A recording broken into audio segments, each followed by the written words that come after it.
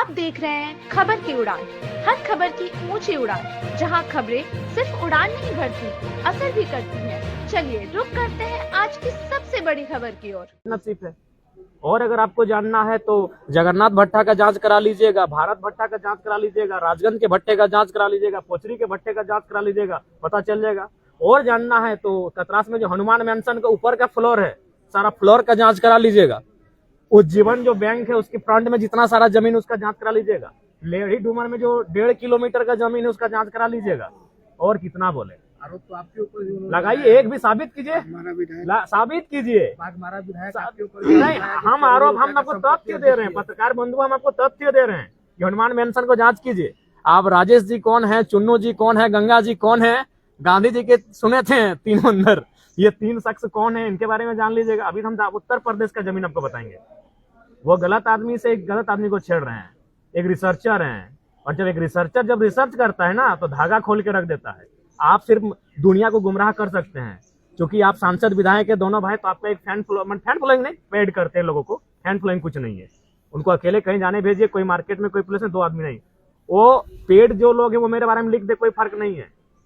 लेकिन आप तथ्य लाइए ना। हम किसी को दान भी देते हैं तो अपना व्हाइट मनी देते हैं, हम चेक काट के देते हैं। कहाँ है 1 रुपया एक्स्ट्रा? ये ना, कहाँ हमने जमीन खरीदा है? हम डुमरी में रहते हैं, भाड़े के आवास में रहते हैं। क्यों न, मेरे जिले से बाहर है, वो गिरिडीह जिला पड़ता है। और हम अभी तो अभी 4-5 किस्सा सुनाए हैं आपको। अभी देखिए ना, रिसर्चर के सामना कर रहे तो रिसर्चर कहाँ रिसर्च करेगा ना, उनको होश में ठिकाने आ जाएगा तो बेकार कहिएगा।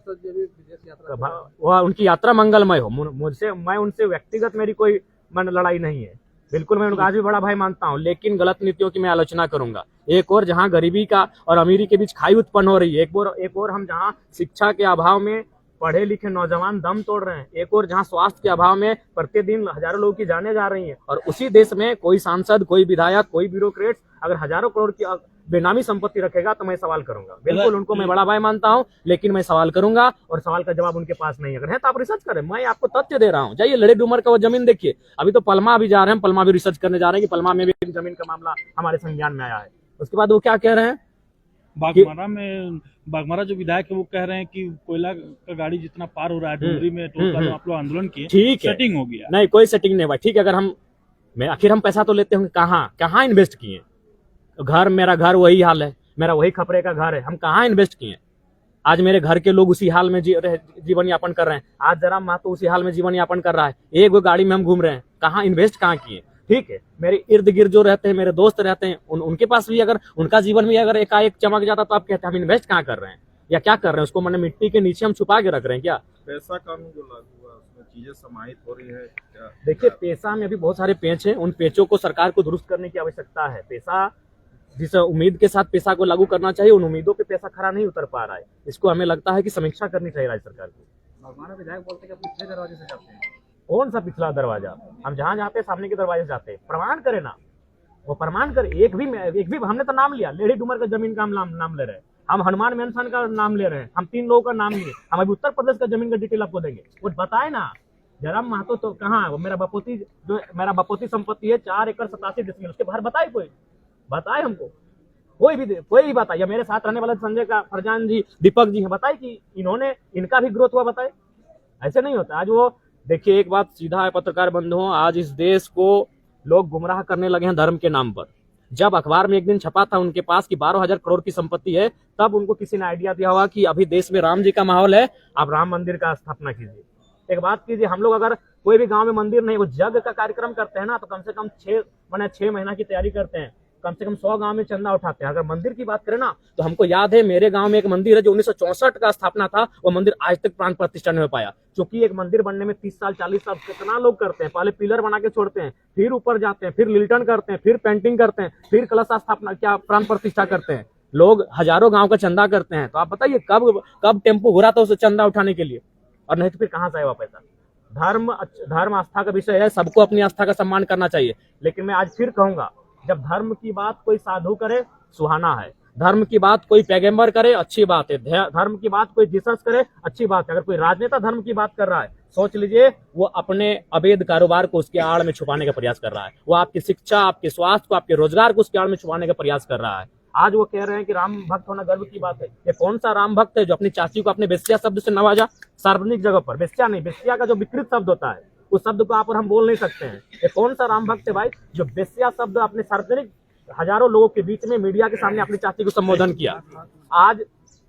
आज अगर हिंदुत्व की बात करें तो बेटियों को लक्ष्मी का दर्जा दिया जाता है। अरे आप कौन से धर्म के और कौन से राम भक्त होने का दावा कर रहे हैं जो अपनी बेटियों के नाम पे आप शराब के टेंडर लेने लगे हैं?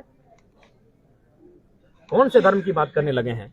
वही धर्म रवि महतो नामक एक मजदूर को इतनी कंटिन्यू गालियां दी उनकी मां को लेकर जिसका कोई आप चला नहीं सके, चैनल में लोग काट के चलाएं, कंटिन्यू गालियां दी गई। रवि महतो नाम के वर्कर को बाघमारा विधायक इतनी कंटिन्यू गालियां दी, उसमें कम से कम 100 बार उनकी मां को लेकर गालियां दी गई। और आप वही बोले तो अगर अपने अपराध को ढकना है आज की डेट में तो भगवान राम जी का नाम लीजिए। और जनता भी, कार्ल मार्क्स ने ऐसे 150 साल पहले कहा था कि धर्म को लोग अफीम की तरह इस्तेमाल करेंगे, और बिल्कुल आज के राजनेता धर्म के नाम पर उसको अफीम से भी खतरनाक इस्तेमाल कर रहे हैं। उनके सोचने की शक्ति को शून्य कर दे रहे हैं बिल्कुल। और अगर वो इतने बड़े राम भक्त है तो मैं उनसे पूछूंगा कि खाली बता दे कि रामचरितमानस को किसने लिखा है और मूल रामायण को किसने लिखा है और कब की तारीख में लिखा है, और एक दोहा सुना दे। राम भक्त है ना भाई।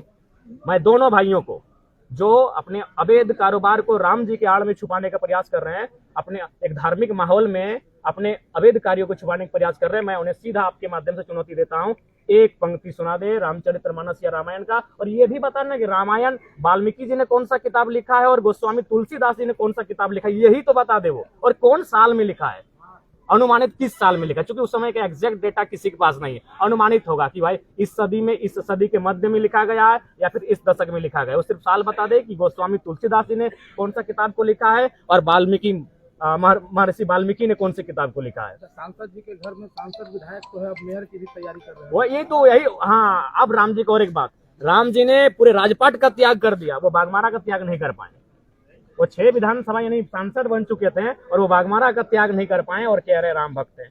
जी नहीं, राम भक्त आज के दौर में जो त्याग कर सके उनकी तरह, जो उनकी तरह मर्यादित हो सके, जो उनकी तरह आचरण रख सके, वो राम भक्त है। जो उनके नाम पर अपने काले कारनामों को ढकने का प्रयास करे, गलत बात है। राम जी को भी आज लोग मोहरा बना रहे हैं। ये बहुत दुख की बात है कि धर्म को लोग मोहरा बना रहे हैं और भोली वाली जनता उसमें उलझ जा रही है।